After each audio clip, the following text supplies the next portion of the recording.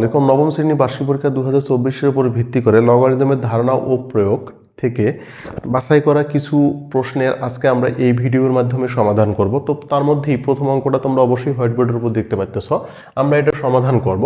দেখুন, আমি একটা অঙ্ক বুঝাই দিই। এটা বোঝার আগে একটা সিস্টেম, সেটা হচ্ছে যদি কখনো কোনো রাশির উপর বর্গমূলের উপর আমরা যদি এইভাবে 3 অথবা 4 যে কোনো পাওয়ার লিখি, তাহলে এটার পরিবর্তে আমরা 1/3 এটা লিখতে পারবো এক্স টু দি পাওয়ার।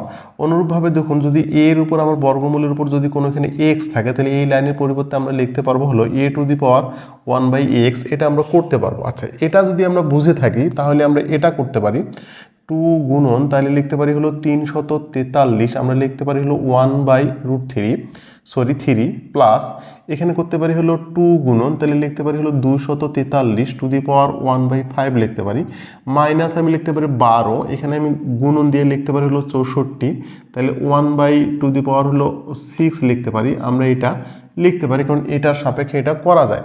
তো পরের লাইনটা দেখুন, আমরা লিখতে পারি 2 গুণন, তাহলে 7-এর উপর যদি আমরা কিউব করি তাহলে পাবো 343, আগে থেকে আমাদের পাওয়ার দেওয়া আছে হলো 1/3, প্লাস এটাকে আমরা গুণ অবস্থায় রেখে দিলাম। আমরা যদি 3-র উপর যদি 5 পাওয়ার করি তাহলে পাবো 243 এবং ইন্টু আমরা নেব হলো 1/5, মাইনাস 12 গুণন, আমি যদি 2-র উপর টু দি পাওয়ার 6 করি তাহলে পাবো 64, আর আগে থেকে পাওয়ার দেওয়া আছে হলো 1/6।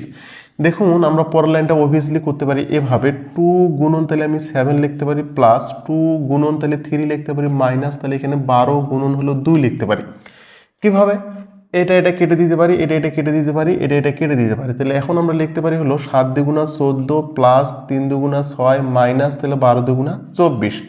এটা যদি আমি যোগ করি তাহলে অবভিয়াসলি লিখতে পারবো 20, এখানে লিখতে পারবো 24, তাহলে 24 থেকে 20 বিয়োগ করলে পাবো -4।